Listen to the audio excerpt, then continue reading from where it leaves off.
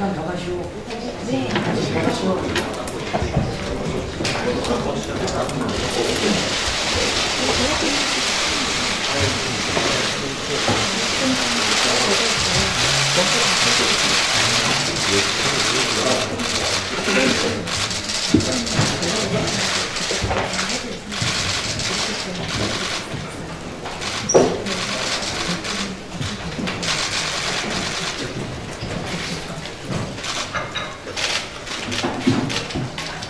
이해찬 당대표의 속개 선언으로 보름이랑 제127차 최고위원을 속개하겠습니다. 제127차 최고위원을 속개하겠습니다. 이해찬 당대표의 발언을 듣겠습니다. 예, 오늘은 개헌절 71주년입니다. 국민과 함께 헌법 정신을 되새기는 날입니다. 71년 전 개정된 개헌헌법은 3.1운동으로 대한민국을 건립하여 세계에 선포한 위대한 독립정신을 계승하여 이제 민주 독립국가를 재건한다고 선언을 했습니다. 3.1운동과 임시정부 계승을 명확히 하고 있습니다. 지난 71년 동안 우리 국민들은 6.25 전쟁의 비극과 빈곤, 독재에 맞서 싸웠고 산업화와 민주화를 동시에 달성한 위대한 역사를 이룩했습니다. 오늘 개헌절을 맞아 목숨으로 이 나라 민주주의를 지킨 열사들이 높은 뜻과 헌법 가치를 되새기며 국민과 함께 민주주의 발전과 헌법 가치 수호를 위해서 끝까지 매진할 것을 다짐하겠습니다. 어제 일본의 경제 침략에 대응하는 당청 연설회의를 개최했습니다. 당청은 이번 사태를 대단히 엄중하게 인식하고 문제 해결을 위해 협업과 분업체계를 구축해서 긴밀한 공조를 이어나가기로 뜻을 모았습니다. 한일 양자 협의와 주요국가의 외교협상, 국제공조를 통한 외교적 해법 마련에 집중하는 동시에 우리 경제 피해를 최소화하고 경제 체질 개선을 위한 범정부적 노력도 다하기로 했습니다. 당청은 조만간 핵심 소재 장비 산업에 대한 종합대책을 발표할 예정입니다. 일본의 추가 피해 등 모든 가능성을 열어두고 단호히 대처해 나가도록 하겠습니다. 내일은 대통령님과 여야 5당 대표 회동이 예정되어 있습니다. 1년 4개월 만의 자리이고 또 엄중한 시기에 열리는 만큼 여야가 초당적으로 국가와 국민을 위해서 지혜를 모아야 할 것입니다. 이상입니다.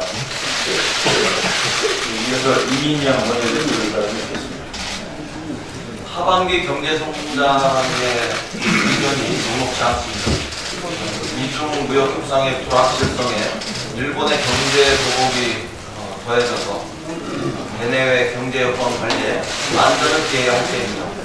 다음 주 일본이 우리나라를 수출 무대국 명단에서 제외할지 여부가 결정되고 24일에는 WTO 일반 이사회에서 이 문제가 정식으로 논의됩니다. 수출과 투자에 부진한 흠이 지속되고 있는 만큼 경기 대응책이 절실한 때입니다. 민생 경제를 살릴 골든 타임을 우리가 놓쳐서는 안 됩니다. 무엇보다 일본의 경제 보복이 오고 있고 3천억의 추가 예산이 이번 국경을 통해서 반드시 반영되어야 합니다. 긴급 수혈이 꼭 필요한 때입니다. 4월 25일에 제출된 추경이 오늘로써 14일째를 맞이하고 있습니다. 아직도 국회 문턱을 넘지 못하고 있습니다. 지난 석 달 동안 자유한국당은 추경을 포로로 잡고 조건에 조건을 더해가면서 끝없이 발목 잡기를 해왔습니다. 국회와 자유한국당은 추경을 각각 국방 안보와 연계하는 이 논리까지 펼치고 있습니다. 자유한국당은 말로는 경제 위기를 외치면서 위기 대처에 필요한 추경은 발목 잡는 모순적 행위를 중단해야 합니다. 추경은 정쟁이나 방탄국회를 위한 수단이 아니라 우리 민생과 경제를 살리기 위해서 꼭 필요한 마중물로 쓰여져야 합니다. 야당의 모순적 주장이 아니더라도 우리 경제는 일본 아베 정부의 부당한 보복 조치로 이미 충분히 부담을 안고 있습니다. 안팎으로 어려운 경제 상황에서 정부가 다양할 수 있는 모든 자원을 동원해서 이 어려움을 극복할 수 있도록 우리 국회가 뒷받침할 수 있어야 합니다. 국민들은 더 이상 할 말을 잃고 있습니다. 자유한국당은 조건 없는 추경 처리에 응해 주셔야 합니다. 이대로 야당이 부당한 요구를 지속한다면 다음 달 결산 심사는 물론 내년도 본 예산 편성을 위한 시간마저 부족해질 수 있습니다. 자유한국당이 민생과 경제를 나몰라라 하는 것이 아니라면 추경에 발목을 잡는 무리수는 이제 그만 거두셔야 합니다. 이미 골든타임을 놓친 추경, 일본의 부당한 조치에는 제대로 대응할 수 있도록 19일 본회의에서 추경안이 꼭 처리될 수 있도록 야당의 전향적인 협조를 촉구합니다. 그리고 내일 있을 5당 대표와 대통령과의 회담 속에서 황교안 대표의 추경 처리에 대한 긍정적이고 전향적인 결단이 있으시기를 기대합니다. 패스트트랙 과정에서 발생한 충돌 사태와 관련해 경찰 소환이 진행되고 있습니다. 어제 우리 당의 백대련 의원께서 소환 조사를 받은 데 이어서 오늘은 표창원 의원님과 윤준호 의원님이 각각 경찰 조사를 받을 예정입니다. 민주당은 앞으로도 정해진 절차와 법에 따라 성실하게 조사에 임하겠습니다. 자유한국당이 야당 탄압 운운하며 소환에 불응하는 것을 우리 민주당뿐만 아니라 국민은 납득할 수 없습니다. 사태의 본질은 자유한국당이 패스트트랙 과정에서 국회 선진화법을 어기고 회의장과 그 부분에서 폭력을 통해 회의를 방해한 것이었습니다. 스스로 주도해서 만든 법을 스스로 훼손한 것도 모자라 경찰 조사마저 불응하는 것은 모순된 행위입니다. 수사에 응하지 않는다고 당시의 불법 행위가 덮어지거나 또 시간 끌기로 면피할 수는 없다는 점을 저는 분명히 지적합니다. 자유한국당은 당초 국회 선진화법 위반에 대한 처벌의 엄중함을 강조한 것 같습니다. 그러나 그 사안을 덮어두고 가기에는 너무 엄중합니다. 여야가 고소고발을 취하해 없던 일로 하자는 것은 우리 국민들에게 정치권 전반에 불신만을 불러일으킬 수 있습니다. 잘못된 행위에 대해서 당당하게 조사를 받고 필요하다면 처벌을 받는 것이 우리가 국민 속에 신뢰받는 국회로 다시 태어나는 길이다, 이런 점을 말씀드립니다. 이상입니다. 네, 다음 박주민 최고위원의 발언을 듣겠습니다. 사고 당시 지난 정부에 몸담고 있었던 사람으로서 무거운 책임감을 느끼며 유가족 여러분께 마음을 담아 사죄의 말씀을 올립니다. 그 안타깝고 아픈 희생, 유가족 여러분의 절망과 고통을 제 마음에 깊이 새기고 결코 잊지 않겠습니다. 이 말은 세월호 참사 5주기 때 인천가족공원에서 열린 일반인 희생자 5주기 추모제에 참석해서 황교안 대표가 했던 이야기입니다. 세월호 가족분들은 이런 황교안 대표의 발언에 못 믿어하면서도 자유한국당이 이전과는 다른 태도를 가질 수도 있다는 일말의 기대도 있었습니다. 그런데 그 이후에도 세월호 참사에 대한 막말이 이어지고 막말에 대한 징계는 손방망이 수준에 그치고 있습니다. 정미경 자유한국당 최고위원은 지난 15일 최고위원 회의에서 문재인 대통령님의 당선에 대해 세월호 한 척을 운운하며 세월호 가족분들과 국민께 큰 상처를 드렸습니다. 게다가 자한당 지도부들이 그 당시에 옆에서 큰 소리로 웃었다는 것이 저에게는 더 충격적이었습니다. 이 이후에도 정 최고위원과 자유한국당은 막말 발언에 책임을 지려 하지는 않고 댓글을 소개했을 뿐이라며 책임을 회피하고 있습니다. 이에 더 나아가 자유한국당은 정최고위원회 세월호 발언은 막말에 해당하지 않는다는 것이 자유한국당의 입장이라며 도리어 관련 보도에 대해서 반론 보도 등을 신청할 방침이라고 합니다. 박반사장도 유분수입니다. 국민이 300분이 넘게 돌아가신 이 사건, 그리고 희생자 중에는 눈에 넣어도 아프지 않은 아이들이 대다수였던 세월호 참사에 대해 전혀 공감하지 못하는 정치인들의 모습을 보면 절망스러울 뿐입니다. 이렇게 세월호 참사에 대해 지속적으로 폄훼하는 상황을 방치할 것이면 황교안 대표는 왜 그 당시에 세월호 추모식에 참석하셨습니까? 단지 하루 투쟁 맞추기에 불과했을 뿐입니까? 자유한국당은 세월호 참사 당시에 무능하게 대처하고 이후 진실을 은폐하고 진상규명을 방해한 혐의를 받는 분들이 다수 소속되어 있는 정당이 아닙니까? 혹시 이러한 책임으로부터 자유로워지기 위해 세월호 참사에 대한 혐의를 지속하는 것이라면 이것은 세월호 참사 피해자들과 당시 같이 아파했던 국민분들에게 또 다른 죄를 지는 것에 불과하며 결코 책임에서 자유로워질 수 없다는 것을 분명하게 말씀드립니다. 자유한국당은 세월호 막말 논란 정치인에 대해 단호한 조치를 취해야 할 것입니다. 또한 정미경 최고위원은 국민과 세월호 가족분들께 진심으로 사과하기를 바랍니다. 감사합니다. 네, 다음은 34번 질문입니다. 네. 윤석열 새 검찰총장이 임명됐습니다. 권력의 검찰이 아닌 국민의 검찰로 확실하게 거듭나는 국민의 명령에 충실하고 국민의 뜻을 따르고 국민과의 협치를 선택한 인사로 평가될 것입니다.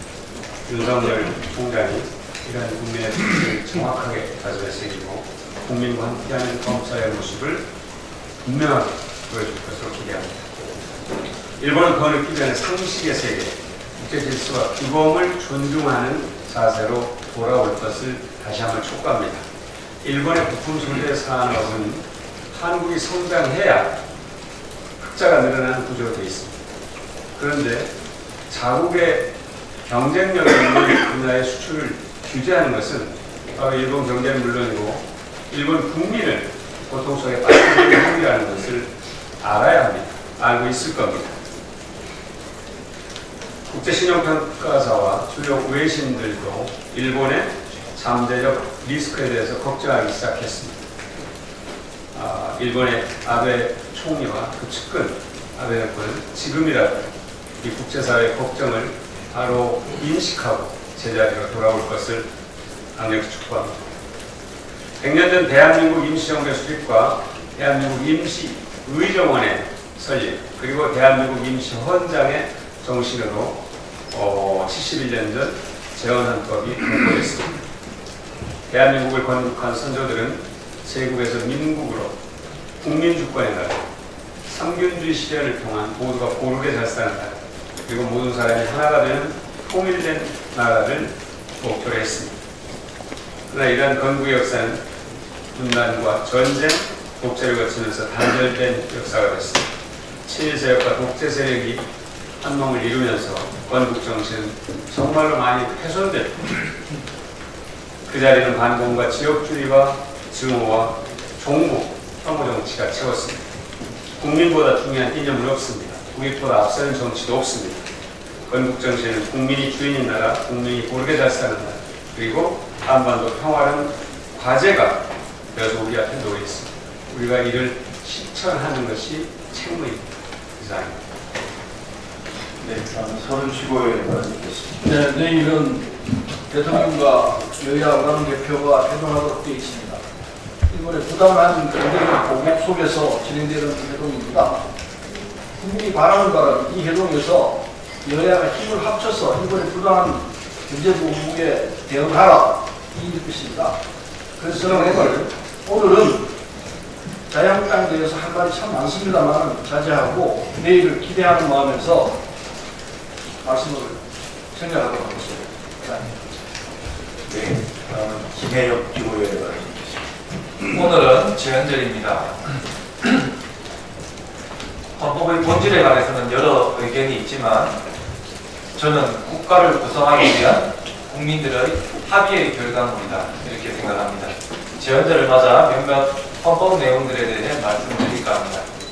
헌법 제23조 1항에서는 국민의 재산권은 기본권으로서 보장되지만 그 내용과 한계는 법률로 정하는 것으로, 이어서 제2항에서는 재산권의 행사는 공공복리에 적합하도록 하여야 함을 규정하고 있습니다. 또 제119조는 경제 질서에서 개인과 기업의 자유와 창의를 존중하면서도 경제 민주화에 대한 내용을 담고 있습니다. 향후 인공지능, 로봇, 빅데이터 등의 발전과 함께 사회 구성원들 사이의 경제적 격차가 갈수록 심해질 것으로 예상됩니다. 헌법 제23조와 제119조의 정신을 살려 우리 사회의 격차를 줄여나가는 데 정치권이 힘써야 할 것입니다. 격차를 줄여나가는 목적을 실현함에 있어 방법론적으로는 내 생각만 옳다고 주장할 것이 아니라 나와 다른 의견을 경청해야 할 것이고 보다 유연한 자세를 가져야 할 것입니다. 헌법 제46조 2항에서는 국회의원은 국가 이익을 우선하여 양심에 따라 직무를 행한다고 규정하고 있습니다. 그런데 국회의원 자신의 다음 행보를 위해서 또는 정당의 이익을 위해서 국민 전체의 이익과 다른 방향으로 정치적 주장이 이루어지는 것을 종종 보게 됩니다. 이러한 부분은 국회의원 모두가 경계해야 할 것입니다. 헌법 제40조에서는 입법권은 국회에 속함을 규정하고 있습니다. 국회의 여러 권한들 중에서도 가장 본질적인 권한은 입법권입니다. 헌법은 모든 법규의 최상위 규범이고 정당성의 근원입니다. 때문에 위헌법률 심판 제도가 있는 것입니다. 지금의 헌법은 1987년 개정된 것으로서 벌써 30년이 더 지났습니다. 그동안 우리 사회와 국민들의 가치관에도 많은 변화가 있었습니다. 헌법은 이러한 변화들을 담아낼 수 있어야 합니다. 이번 20대 국회에서 국회가 개헌 논의에 소극적이었던 것은 매우 아쉬운 대목입니다. 새로운 대한민국 100년을 위해서는 새로운 헌법이 필요합니다. 헌법 개정에 대한 국회 구성원 모두의 각성을 촉구합니다. 헌법 전문은 헌법을 구성하는 핵심적 가치와 정신을 담고 있습니다. 전문에는 대한국민은 3.1운동으로 건립된 대한민국 임시정부의 법통을 계승함을 선언하고 있습니다. 지금 일본이 행한 정당성이 결여된 수출 규제가 국가적 현안이 되고 있습니다. 일본의 정치적, 경제적, 외교, 안보적 상황을 볼 때 장기전이 될 수도 있어 보입니다. 사람이든 국가든 평상시에는 잠재력이 발현되지 않습니다. 잠재력을 끌어낼 이유가 없기 때문입니다. 어려움을 맞아 진념을 가지고 마음을 하나로 모을 때 비로소 숨어있던 잠재력이 발현된다고 믿습니다. 지금 우리 국민 모두가 한마음으로 똘똘 뭉쳐 우리에게 닥쳐 도전을 극복하고 대한민국의 제도약을 만들어 나갑시다. 이상입니다. 예, 다음 남인순 지도위원을 묻겠습니다. 네, 71주년 재헌절을 맞이해서 문희상 부회장님이 역적으로 추진하신 일하는 국회법이 시행이 됩니다. 국회가 열리지 않았을 때도 법안 심사가 가능하게 되고요. 월 2회 그 소위계층을 정리해야 하는 등 상시 국회 체제가 잡히게 됩니다. 더불어민주당은 헌법 정신을 계승해서 국민에게 위임받은 권력을 오로지 국민을 위해서 일하는 데 쓰는 정당이 되도록 하겠습니다. 자유한국당 최고위원회에서 정미경 최고위원이 다시 습관처럼 막말을 쏟아냈습니다. 막말이라는 그런 정말 나쁜 계기가 없으면 소속 국회의원이 될 수 없는 지경에 도달한 것 같습니다. 원내대표부터 최고위원, 대변인에 이르기까지 두루두루 막말로 언론을 도배한 뒤에 세력의 길을 걷는 나쁜 계기를 자유한국당은 탑재하고 있는 듯 보입니다. 이런 막말로 누군가는 지금도 가슴을 부여잡고 울고 있습니다. 자유한국당이 이러한 참을 수 없는 막말의 가벼움은 어제 오늘의 일이 아니지만 이번에 댓글을 이용한 것이라며 그 가벼움의 극치를 드러냈습니다. 막말에 중독돼서 막말이 뭔지 구분조차 할 수 없게 된 것이라고 보입니다. 정미경 최고위원은 국민 앞에 서로 가족 앞에 진심으로 사과하기 바랍니다. 예, 오늘은 재헌절입니다. 잠시 후에 재헌절 경축식이 있을 예정이고요. 이수진 최고위원님하고 이영석 최고위원님이 양해해 주신다면 마쳤으면 하는데, 네, 그러면 이해찬 대표의 폐회선언으로 15일을 마치겠습니다. 127자 15일을 마치도록 하겠습니다.